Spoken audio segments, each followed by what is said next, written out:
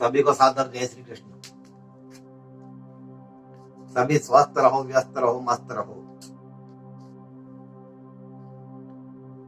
11 नवंबर बुधवार, रमा एकादशी का व्रत। 11 नवंबर बुधवार, रमा एकादशी का व्रत।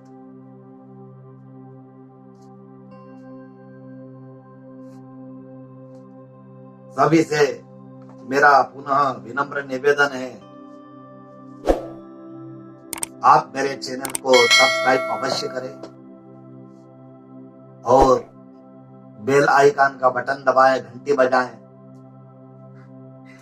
वीडियो को लाइक एवं शेयर अवश्य करें, सब्सक्राइब अवश्य करें और बेल आइकन अवश्य करें। आज हम पथवारी माता की कथा भी सुनाएंगे, उसके साथ में फिर कार्तिक मास की कथा भी साथ में सुनाएंगे। पहले आपको पथवारी माता की कहानी सुना देते हैं। आज एक गुजरी थी, उसके एक बहू थी। सास ने बहू को दूध दही बेचने का बोल दिया और कहा कि मैं महीने भर से हिसाब लेऊंगी।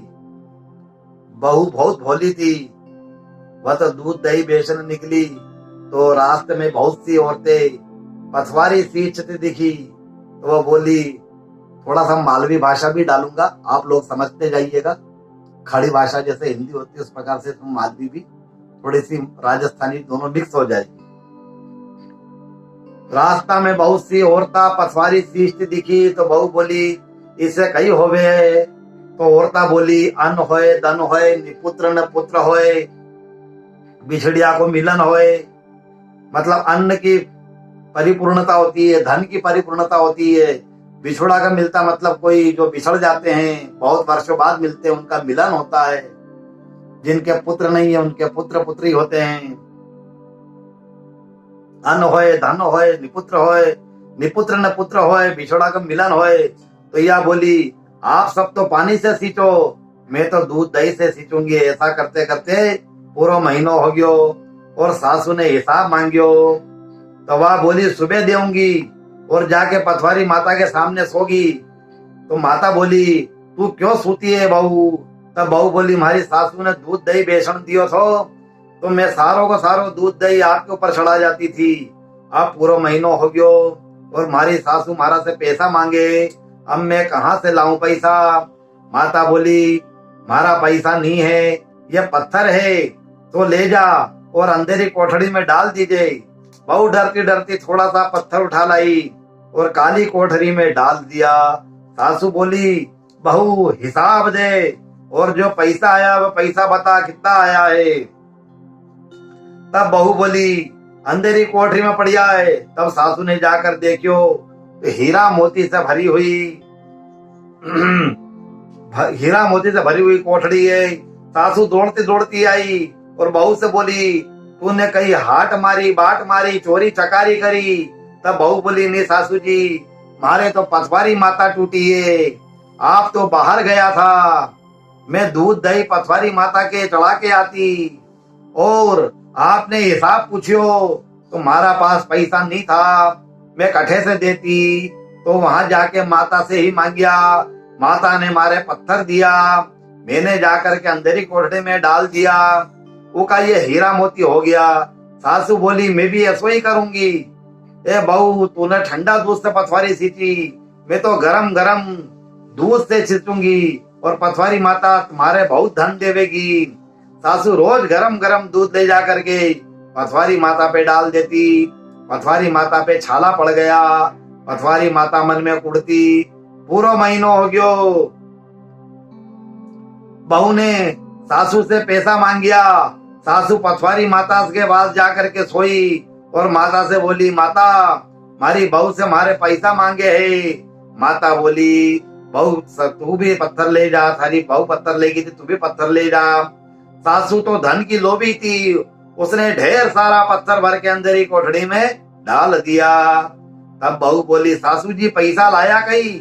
सासू बोली, हाँ बहू लाई हूँ, वे बढ़िया अंधेरी कोठड़ी में जाके देख। बहू गई, देखियो तो वहां पे सांप ने बिच्छू, बड़ा बड़ा जानवर, जहरीला जानवर पड़िया है। बहू घबराई और बोली, सासू जी यो कहीं हो गयो, आके देखो। तब सासू दौड़ करके पथवारी माता के पास गई, बोली माता यो कहीं करियो। तब माता बोली बहू, बहू तो थारी बहू तो बहुत भोली थी, जब ओके धन हुयो तो तू धन की भूखी थी और सारा मन में पाप रखे है। सासू उठ करके बहू के पग लागने लगी, तो बहू बोली आप तो पथवारी माता के पग लागो और मैं आपका पांव लागू। तब सासू पथवारी माता के पांव लगी। हे पथवारी माता, सासू ने टूटी, ऐसी कीने मत टूट जाओ, और बहू ने टूटी, ऐसी सबने टूट जाओ। ये तो पथवारी माता की कथा थी। अब आपको कार्तिक की कथा सुना देते हैं। इस प्रकार नारद जी कहते हैं उसके वचन को सुन करके भगवान को खेद हुआ, किंतु उसी क्षण देवेश ने तथास्तु कह दिया। कल हमने ये कथा सुन ली थी, आज हम ये कथा सुनेंगे। इस प्रकार उसको धर्म पूर्वक राज्य करते हुए देख करके शुद्ध होकर के उन्होंने देवादिदेव भगवान शंकर का मन में स्मरण करना आरंभ कर दिया और कितने ही प्रकार से स्तुति की। तब भक्तों की कामना पूरी करने वाले शंकर जी ने नारद जी को बुला करके देव कार्य की इच्छा से उसको देवपुरी भेजा। शंकर भक्त, शिव भक्त नारद जी भगवान शंकर की आज्ञा से देवपुरी में गए। इंद्र आदि सभी देवता व्याकुल होकर के शीघ्रता से उठ करके श्री नारद जी की स्तुति करने लगे। उत्कंठा से भरी दृष्टि से सबने नारद जी की ओर देखा। सब अपने अपने दुखों को कह करके उन्हें नाश करने की प्रार्थना की। तब नारद जी ने कहा मैं सब कुछ जानता हूँ, इसलिए अब मैं दैत्यराज जलंधर के पास जा रहा हूँ। ऐसा कह करके देवताओं को आश्वासन दे करके श्री नारद जी जलंधर की सभा में आए। जलंधर ने नारद जी के चरणों की पूजा करके हुए हंसते हुए कहा, हे ब्राह्मण, कहिए आप कहाँ से आ रहे हैं और कहाँ कहाँ पर आपने क्या क्या देखा है, यहाँ कैसे आए हैं? मेरे योग्य जो सेवा हो मुझे आज्ञा दीजिए। जलंधर के इस प्रकार के वचन सुन करके नारद जी बड़े प्रसन्न होकर के बोले, हे दानवराज महाबुद्धिमान जलंधर, तुम धन्य हो, क्योंकि तुम इस समय सब रत्नों के भोक्ता तुम ही हो। हे दैत्य श्रेष्ठ, अब आप मेरे आगमन का कारण सुनिए, जिसके लिए मैं आज यहाँ आया हूँ। हे दैत्यराज, मैं स्वेच्छा से कैलाश पर्वत पर गया था, जहाँ 10,000 योजन में फैला हुआ कल्प वृक्ष का वन है। वहां पर मैंने सैकड़ों कामधेनुओं को घूमते हुए देखा तथा यह भी देखा कि वह वन चिंतामणि से प्रकाशित परम दिव्य, अद्भुत और सभी और स्वर्णमय है। मैंने वहां पार्वती के साथ स्थित भगवान शिव को भी देखा, जो सर्वांग सुंदर गौर वर्ण, त्रिनेत्र और मस्तक पर चंद्रमा धारण किए हुए हैं। यह देख करके मुझे बड़ा आश्चर्य हुआ कि इनके समान समृद्धशाली त्रिलोक में कोई है ही नहीं। हे दैत्येंद्र, उसी समय मुझे तुम्हारी भी समृद्धि का स्मरण हो आया और उसे देखने की इच्छा से तुम्हारे पास आया हूँ। यह सुन करके जलंधर को बड़ा हर्ष हुआ। उसने नारद जी को अपनी सब समृद्धि दिखला दी। उसे देख करके देवताओं का कार्य करने में इच्छुक शिव प्रेरित नारद ने जलंधर की बड़ी प्रशंसा की और कहा, निश्चय ही तुम त्रिलोकपति होने के योग्य थे। तुम्हारे लिए ऐसा होना कोई विचित्र बात नहीं है। मैं देखता हूँ तुम्हारे पास सब कुछ है, किसी बात की कोई कमी नहीं है। ऐरावत है, उच्च श्रवा घोड़ा है, कल्प वृक्ष है और कुबेर की निधि तुम्हारे पास है। मणि और रत्नों के ढेर भी तुम्हारे पास लगे हुए हैं। ब्रह्मा जी का हंस युक्त विमान भी तुम्हारे पास है और द्युलोक, पाताल और पृथ्वी पर जितने भी रत्न आदि है वह सब तुम्हारे ही तो है। और तुम्हारे इस प्रकार के रत्न ऐश्वर्य को देख करके बड़ा प्रसन्न हूँ, परंतु तुम्हारे पास कोई सुंदर रत्न, स्त्री रत्न नहीं है, इसलिए तुम्हारा यह सब कुछ फीका है। तुम कोई स्त्री रत्न ग्रहण करो। नारद जी के इस प्रकार के वचन सुन करके दैत्य काम से व्याकुल हो गया। उसने नारद जी को प्रणाम करके पूछा कि ऐसी स्त्री कहाँ मिलेगी जो सब रत्नों में श्रेष्ठ हो।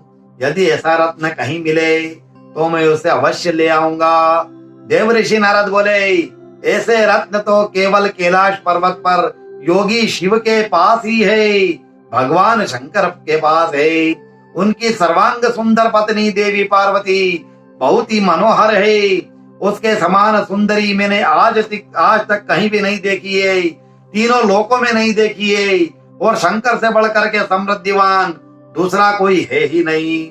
उनके इस रत्न की महिमा तीनों लोक में कहीं पर भी नहीं है। तभी तो परम विरक्त आत्माराम शंकर भी उनके वश में हो गए हैं। आत्माराम शंकर उनके वश में हो गए हैं। देव ऋषि नारद उस दैत्य से ऐसा कह करके अन्य कार्य की इच्छा से आकाश मार्ग की ओर प्रस्थान किया। ये नारद जी थे जिन्होंने दिमाग लगा करके, नारद जी परोपकार भी करते हैं, नारद जी उद्धार भी करवाते हैं, सहार भी करवा देते हैं नारद जी। तो नारद जी ने अपने विवेक से, अपनी बुद्धि से भगवान शिव के द्वारा उसका वध होना है, तो उन्होंने उसको भगवान के शिव का ऐसा वर्णन सुनाया ताकि वो वहां जाकर के कुछ उद्दंडता करे, तब उसको वहां शिव जी के द्वारा दंड प्राप्त होवे। ओम अच्युतम केशवम श्री राम नारायणम कृष्ण दामोदरम श्री वासुदेवम हरि श्रीधरम माधवम गोपिका वल्लभम जानकी नायकम श्री रामचंद्रम हरे। बोलो गजानंद भगवान की जय, दधिमती मात की जय, लक्ष्मी नारायण भगवान की जय, लक्ष्मी नरसिंह भगवान की जय, लक्ष्मी वेंकटेश भगवान की जय, राधिका नाथ की जय, जानकीनाथ भगवान की जय, अंजनी के लाल की जय, अपने अपने माता पिता गुरु महाराज की जय, आज के आनंद की जय। नमः पार्वती पति हर हर महादेव। काशीपति श्री विश्वनाथ भगवान की जय, स्वस्तिकेश्वर महादेव की जय, विजयेश्वर महादेव की जय, महामृत्युंजय महादेव की जय। सभी से विनम्र अनुरोध है, मेरे चैनल को सब्सक्राइब अवश्य करें और बेल आइकॉन यानी घंटी का बटन दबावें और वीडियो को लाइक एवं शेयर अवश्य करें। सभी स्वस्थ रहो, व्यस्त रहो, मस्त रहो। सभी को सादर जय श्री कृष्ण, जय श्री कृष्ण।